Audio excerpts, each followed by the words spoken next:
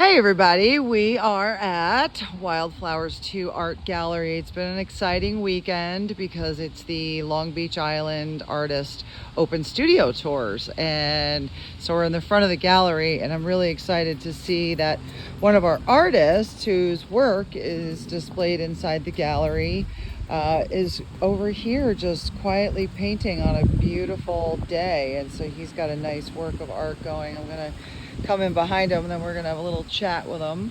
But that looks like where I want to be right now because it's quite hot. Could I get on that boat? Sure. And hey there, so you're on camera now, Bill.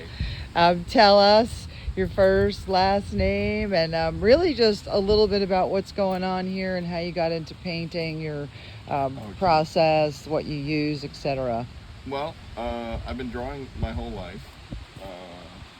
I started when I was 11, and I just always stayed hooked and fell in love with it. I went to Pratt. I have a BFA with honors from Pratt Institute, and then I studied about 18 years.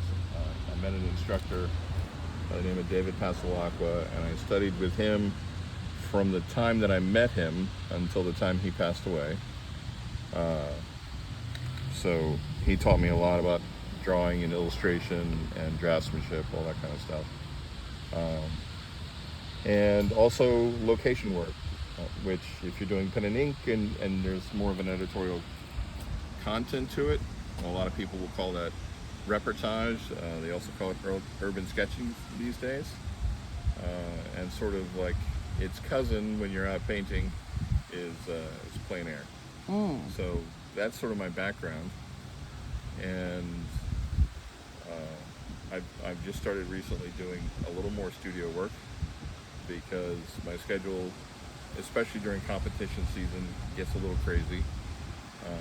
So when it's day out, if there's an event running, I'm out painting on location at an event, and when I can, I try to get some paintings done based on the drawings and like the sketches and things and photos that I've taken on location. So just really quick for people who may not be as familiar with plein air style painting and your mention, kind of when I'm in competitions, location, what exactly does that mean? So plein air is, and I'll probably murder the pronunciation, but from the French en plein air, which is out in the open. And there's a whole movement in art, and it's been around for hundreds of years. It's taken on a bunch of different forms.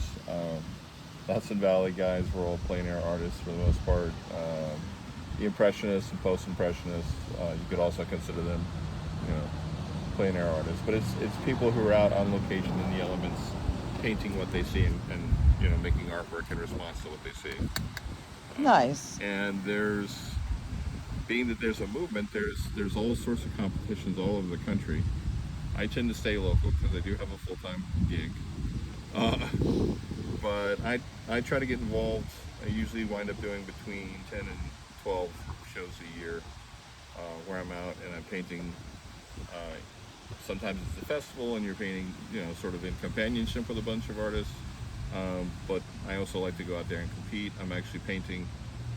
This right here is a studio piece, so this will not be part of my competition, but at the same time, I've been out painting on location while I'm down in LBI for the Long Beach Island Arts Foundation, their Plein Air Plus. So, Really beautiful. I'm sure it actually is showing pretty well for all of you, but always to see it in person is the way to go, to really see the layers of colors. Really, really lovely palette you have going on. So Bill, tell us before I kind of wrap out here, what is it that sort of inspires you to keep going, and what's the drive? I'm one of those people that if I wasn't painting and drawing, I'd probably go a little nuts. Like it's not a choice. If I'm not making art, then I just don't feel right. So The healing of creativity. yeah, Yeah. it's definitely a thing. In fact, I have a show that's up in my first solo exhibit up in Montgomery and it's called Squirreled Away Moments. But it's about taking time out from the pandemic to sort of find these little out of the way places and go and make paintings. And is that Montgomery, New York? Montgomery, New York, the Yeah. Wallkill River Center for the Arts. What's the art center? The Wallkill River Center for the Arts. in Wallkill. Montgomery. Just Yeah. want to make sure everybody heard that who might be a little further upstate. So you can check out Bill's work up there at Wallkill. And it's Squirreled Away was the Squirreled name Away of the show? Moments, Yeah. Taking refuge from the pandemic. Yep. But yeah, I don't have a choice. You don't have a choice. I can't imagine not making art. Some people do it as an avocation, and some people, it's all over the place. Most of the artists that I've met, honestly, they love it, and they don't have a choice. They have to go out and make. It's I just the way understand being they're wired. a clay worker. I Yeah. get that for sure.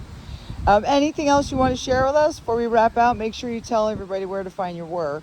Well, it's a little out of date because I'm always painting. I'm not always updating. But a lot of my drawings, especially, are at BillDrawsEverything.com. And I'm also part of the Bucks County Council of the Arts. So if you go on their website, there's a gallery, a member gallery. I don't remember the exact URL, but you can find me there. Those are the two main places, and I'm on Facebook and Instagram on WDM Designs. You can look me up there as well. Excellent. All right. Well, Or if you see thank me out painting, you. come say hi. Thank you so much. So again, Bill's here creating this wonderful work of art. So come on by. His work is in the gallery. You can come in other times and really appreciate it. But I'm going to leave you close out here with just a beautiful shot of his ongoing work. Thanks, everybody.